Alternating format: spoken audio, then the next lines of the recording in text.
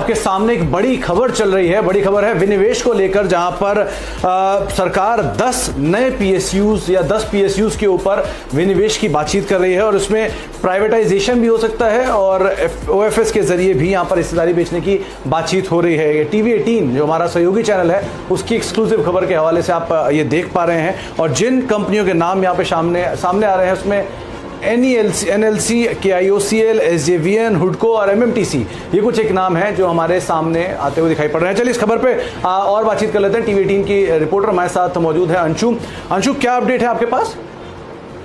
जी, मई 20 को एक cabinet secretary level की एक मीटिंग हुई थी सारे मंत्रालयों और डिसइन्वेस्टमेंट सेक्रेटरी के साथ, जिसमें 10 नए PSUs को इंक्लूड करने की बात हुई है, चर्चा हुई है। सूत्रों के हवाले से हमें ये समझ में आ रहा है कि 7 कंपनी जो कि डिस्कस हुए होंगे उसमें से नेवली लिग्नाइट है, KIOCL है, SJVN है, हुडको है, MMTC, general India insurance, new India insurance, ये 7 कंपनीज हैं। इसके अलावा 3 और कंपनीज हैं जिसमें सरकार सोच रही है कि इसको मार्केट में दोबारा लाया जाएगा। ये 3 कंपनीज मिनिमम शेयर होल्डिंग जो कि 25% पब्लिक होल्डिंग होनी चाहिए एज पर सेबी, उसके लिए FY22 से लेकर FY24 के बीच में लाया जा सकता है। ये 3 कंपनीज हैं Rail Vikas Nigam, railway finance corporation, Mazagon dock ship builders. अब ये 10 नए कंपनीज को इंक्लूड किया गया है डिसइन्वेस्टमेंट पे। इसकी टाइमलाइन पे अभी कोई विचार नहीं हुई है, बट कैबिनेट सेक्रेटरी ने दीपम और नीति आयोग को एक फर्म टाइमलाइन बनाने के लिए कहा है कि इस पे जल्द से जल्द कार्रवाई की जाए और इनको इंक्लूड किया जाए डिसइन्वेस्टमेंट के लिए। सो हमें देखना होगा कि ये 7 कंपनीज को प्राइवेटाइज करेंगे या ऑफर फॉर सेल के रूट पे लाएंगे और बाकी 3 को FY22 और FY24 के बीच में ऑफर फॉर सेल के थ्रू लाना पड़ेगा, क्योंकि उसमें मिनिमम शेयर होल्डिंग नॉर्म्स को मीट करना होगा सेबी की, जो कि 25% पब्लिक शेयर होल्डिंग पे है। ओके, अच्छा अंशु, 2 बातें इसमें समझ में आई मुझे। पहला, 10 कंपनियों के नाम हैं जिसमें 7 कंपनियों का जो आपने जिक्र किया और 3 नई कंपनियां जो आ रही हैं उनमें FY22 ऑनवर्ड्स 25% की शेयर होल्डिंग नॉर्म को मानना होगा।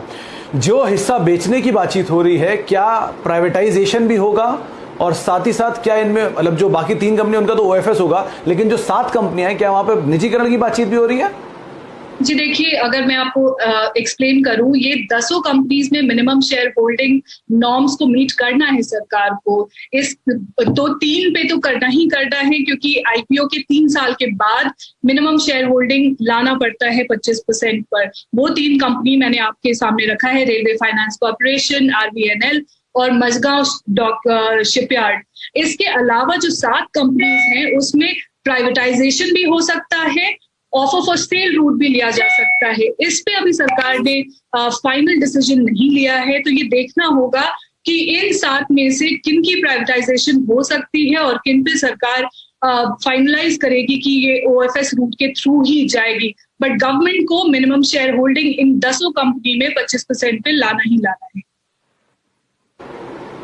इनफैक्ट आपसे हम बातचीत आगे भी करेंगे, लेकिन एक बार चार्ट्स लेकर आइए। NLC इंडिया करीब 7% ऊपर दिन के ऊपरी स्तरों पर अंशु की इस खबर के बाद कामकाज करता हुआ दिखाई पड़ रहा है। KIOCL जो कि करीब 5% के अपर सर्किट पर लॉक है, 294-295 का लेवल यहां पर देखने को मिल रहा है और NLC इंडिया भी करीब 7% ऊपर कामकाज करते हुए। इसके अलावा MMTC रफली 5.5% का मूव यहां पर भी देखने को मिल रहा है, 60 रुपए 50 पैसे के स्तरों पर यहां पर भी दिन के ऊपरी स्तरों पर कामकाज होता हुआ दिखाई पड़ रहा है। और उसके अलावा SJVN और हुडको, ये 2 और चार्ट लेके आइए, जहां पर SJVN रफली यहां पर भी एक अच्छा मूव, करीब 3.5% की बढ़त और 28 रुपए 50 पैसे का स्तर यहां देखने को मिला। और आखिरी में हुडको, यहां पर भी एक अच्छी चाल देखने को मिल रही है, यहां पर करीब 3.25% के आसपास का मूव देखने को मिला। दिन के ऊपरी स्तरों पर ये शेयर भी कामकाज करते हैं। तो 7 शेयर जो आपको बताए हैं सभी आपकी स्क्रीन पर और सब में ही एक जोरदार मूव देखने को मिल रहा है। बहुत बहुत शुक्रिया अंशु।